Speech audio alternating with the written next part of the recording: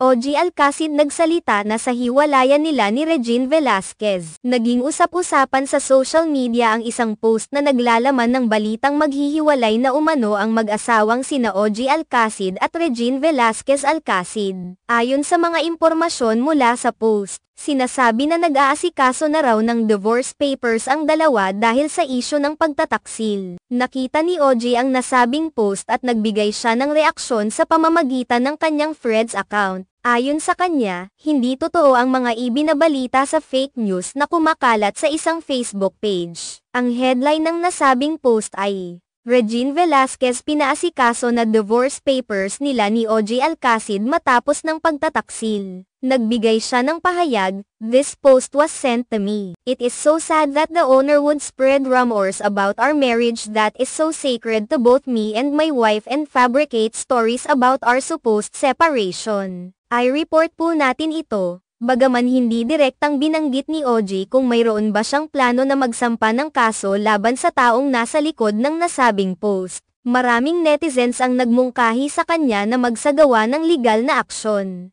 Ayon sa kanila, hindi sapat na i-report lamang ang page. Mas mainam na magsampa siya ng kaso tulad ng ginawa ni Mon Confiado, na nagsampa ng demandang cyber libel laban sa isang vlogger na di umano'y gumawa ng maling kwento laban sa kanya. Maraming tao ang nagbigay ng kanilang opinyon na dapat ay magsagawa ng hakbang si OG upang matigil ang ganitong uri ng paninira. Para sa kanila, ang pagsasampa ng kaso ay hindi lamang magpapakita ng determinasyon na protektahan ang kanilang reputasyon kundi magbibigay din ng aral sa mga nagkakalat ng maling impormasyon. Ang isyong ito ay nagbigay diin sa pangangailangan na maging maingat sa pagbibigay at pagtanggap ng impormasyon sa social media. Sa panahon ngayon, mabilis na kumakalat ang mga balita at tsismis, at hindi natin alam kung alin sa mga ito ang totoo. Kaya't mahalaga ang pagiging mapanuri at responsable sa pagpapalaganap ng impormasyon. Sa kabilang banda, ang mga taga-suporta ni OG at Regine ay nagpakita ng kanilang pag-unawa at suporta sa mag-asawa. Ipinakita nila ang kanilang malasakit sa pamamagitan ng pagre-report ng nasabing fake news at paghikbi sa pag-aalala para sa kanilang reputasyon. Ang ganitong klase ng suporta ay mahalaga sa pagharap sa mga hamon na dulot ng maling impormasyon at paninira.